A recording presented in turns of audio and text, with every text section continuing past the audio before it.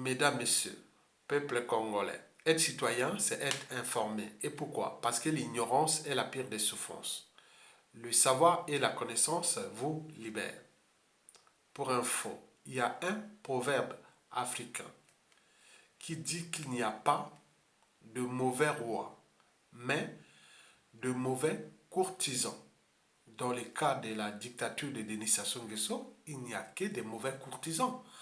Parce que le dictateur lui-même est déjà l'idiot ou les champions de l'idiot aussi. Qui se ressemblent, s'assemblent. Mesdames, Messieurs, peuple congolais, vous le savez très bien que pour être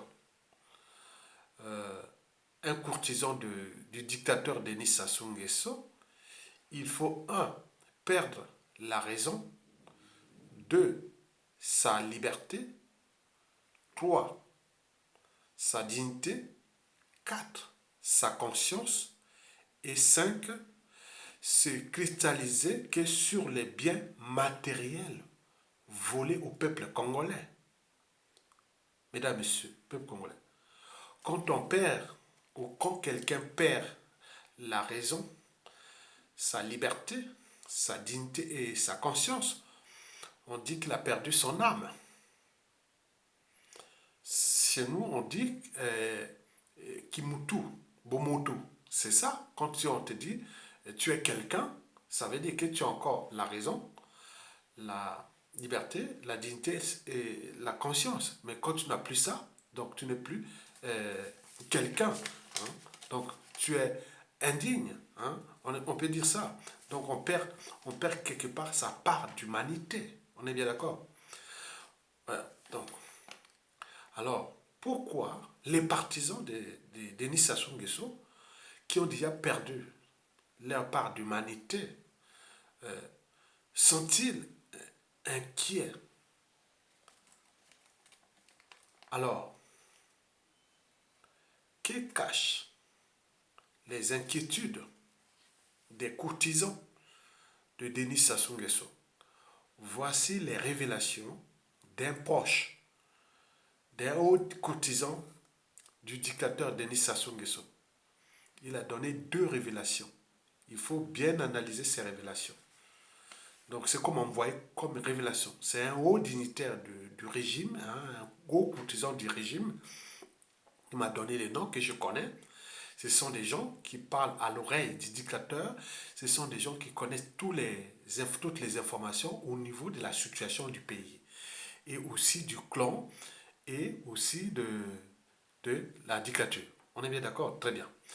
Voici les 2 révélations que j'ai pu recueillir pour vous. Il m'a envoyé ça par mail, que voilà ce qu'il faut vraiment voir, parce que tout le monde là-bas, au sein des dignités et des courtisans, ils sont tous inquiets. Mais pourquoi sont-ils inquiets? Il m'a donné 2 révélations. Ils sont inquiets d'abord pour leur santé. Parce que les gens là-bas sont en train de mourir en masse, les hôpitaux mouroirs. Et que pour être évacués, ça devient difficile, même au sein du clan. Même les membres du clan sont en train de mourir là-bas au pays. Donc, les courtisans qui sont là, ils disent, mais attention, danger, donc on peut mourir. Donc, ils sont tous inquiets de mourir si bêtement. Parce que le dictateur accepte et sa femme Antoinette ont certes la chance d'aller se soigner à l'étranger, notamment en Occident, en Suisse, avec les deniers publics du Congo, mais tout le monde n'a pas cette chance-là. Donc tout le monde est inquiet. Ceux qui ont des problèmes de tension, de diabète, de maladies rénales et toutes ces maladies, ils sont tous inquiets. Ils disent non, à tout instant, on peut donc mourir là maintenant. Donc c'est que l'inquiétude est là, au niveau de leur santé. Donc ils sont bien conscients que le régime de Sassou Nguesso a détruit le système de santé dont eux, bon ben, ce régime, dont ils participent à ce régime-là. Donc l'inquiétude règne là-bas au niveau de la santé des uns et des autres. Déjà pour l'évacuation sanitaire, ça devient problématique. C'est pas facile. C'est pas tout le monde qui a cette chance. Et beaucoup d'entre eux sont malades. Mais ils n'osent plus exposer leur situation au clan ou au tyran pour des raisons précitées, puisqu'ils ont perdu la raison, leur liberté, leur dignité et leur conscience. Donc, ils sont obligés de se soumettre ou de bouder en coulisses et autres. Donc, vous avez tout compris. Donc, l'inquiétude ou la peur sur le problème de santé devient grave. Donc, ça, c'est la première révélation. La deuxième et la dernière, c'est-à-dire ce qu'il a dit, il a dit que tout le monde ne sait pas comment va se terminer cette affaire. J'ai nommé c'est quelle affaire? Quelle affaire? C'est le régime, la tyrannie. Donc tout le monde est inquiet. Tout le monde a peur. Est-ce que ça va se terminer comme ça s'est passé au Mali ou en Guinée-Conakry? Comment va se passer? Donc tout le monde est inquiet. La peur de fuir le pays par la nage, de traverser les frontières, la peur de devenir exilé ou autre. Mais il nous informe que beaucoup de dignitaires et courtisans ont déjà placé leurs enfants et autres sont déjà en Occident ici. Beaucoup souhaiteraient rester ici en Occident que d'aller encore là-bas parce que tout là-bas devient problématique. Mais comme ils ont l'obligation, les droits, des réserves et tout, donc ils sont obligés d'être là-bas. Mais en réalité, ils ne souhaitent même plus être là-bas au pays. C'est le paradoxe. Donc, ils ont peur de ce qui peut arriver. Parce qu'ils ont constaté que ce qu'il m'a expliqué, c'est que c'est comme une machine qui a perdu sa pièce maîtresse. Le Congo est devenu comme une machine qui a perdu sa pièce maîtresse. Et alors là, j'ai dit, mais c'est ce que je disais avant tout. C'est comme le Congo est devenu comme un corps sans âme ni conscience. Oui, le Congo est devenu comme un ordinateur sans programme, comme un avion sans pilote, comme oui, un bateau sans commandant de bord. Donc, comme si on a perdu quelque chose. Il y a quelque chose qui peut arriver à tout instant. Donc, ce qui leur fait peur. Donc, la peur est partout sur l'ensemble du territoire. Et notamment au sein euh, des courtisans et des dignitaires. Donc, je voulais seulement vous dire ça. Donc, méfiez-vous des apparences. Elles sont trompeuses. Donc, le régime et le clan en apparence est serein et autres, mais l'inquiétude gagne, puisque au sein même du clan, il y a des morts, des morts, des morts, des morts. Donc, on ne sait pas la situation du pays et ce qui se décide. Donc, voilà les deux révélations que vous devez en tenir compte, c'est-à-dire au niveau de la santé. Donc, tout le monde là-bas, ils ont peur de mourir là-bas. Comme vous avez entendu, vous avez vu là, Didier Longo vient de mourir bêtement. Vous avez vu aussi le petit frère au bas vient de mourir. Donc beaucoup vont mourir comme ça. Bêtement parce que pour sortir, ça devient difficile. Mais l'argent, il faut l'argent aussi, non pas l'argent. Et donc, pour les restes, c'est-à-dire la situation qui peut arriver, la chute de Sassou, elle peut arriver dans une situation où on ne sait même plus. Donc, là-bas, les gens sont inquiets, ils ont peur et autres. Voilà. Donc, vous devez avoir à l'esprit que être citoyen, c'est d'agir en permanence. Et pourquoi? Parce qu'aucune cause n'est perdue d'avance. Et surtout quand elle est digne, juste, noble, légitime et voie civilisation. Donc, seule la lutte libère.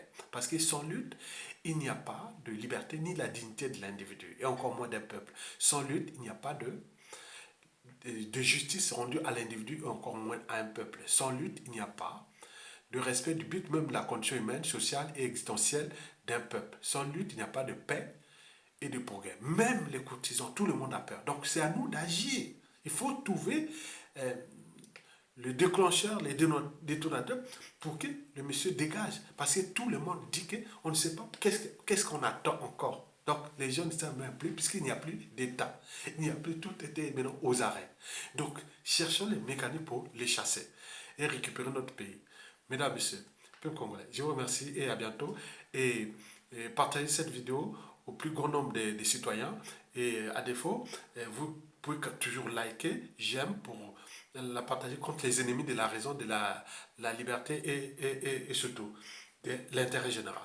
Donc nous faisons là la chronique de la chute de la dictature la plus féroce du continent noir et que nous cherchons aujourd'hui les détonateurs ou les déclencheurs parce que tous les indicateurs sont au rouge. On vous les disait, les indicateurs, les signes hauts. J'en parlais depuis 2017. Vous voyez qu'on est arrivé à l'apogée. Il ne peut plus, il n'aura plus l'argent. Et donc, il n'y aura plus rien. Le pays est fouchu. Et donc, c'est à nous comment trouver dans le sens de l'unité nationale, hein, c'est-à-dire la capacité à surmonter les épreuves ensemble pour qu'on puisse le mettre hors d'état de nuit et récupérer notre pays. En récupérant notre pays, on récupère notre liberté, notre dignité. La liberté et la dignité étant les deux premiers fondamentaux des droits de l'homme et du citoyen. Et donc, nous, en récupérant ces droits fondamentaux, nous, on peut trouver le cadre de réparer ce pays qui a été fracassé par la dictature la plus féroce du continent noir en ce début du XXIe siècle. Donc, vous avez tout compris. Donc, être citoyen, c'est désobéir. Par la désobéissance, on arrache sa liberté. Être citoyen, c'est résister. Par la résistance, qu'est-ce qu'on fait? On arrache sa dignité. Et c'est très important. Maintenant, dans les cas de cette injustice, l'oppression, la barbarie, les crimes et tout compagnie qui règnent en ce moment, mais il faut se révolter. C'est le droit des citoyens. La révolte peut être insurrectionnelle, c'est-à-dire civile, et ou militaire, coup d'État militaire salutaire, et voilà. Donc on a là, on peut récupérer plein de gens. Il y a des gens qui sont bloqués, comme on dit, dans les réseaux. Il y a des gens qui sont au sein du clan, au sein de, parmi les courtisans. Ils n'en veulent plus de ce régime-là. Donc on cherche moi aussi de se débarrasser. Mais l'inquiétude est que comment ça va se terminer comment pour eux. Est-ce qu'on va être chassé comme... Non, donc c'est ça qui les inquiète. Donc c'est à nous de trouver les mécanismes pour euh, que Sassou Nguesso dégage. Mesdames et messieurs, peu congolais, je vous remercie et à bientôt.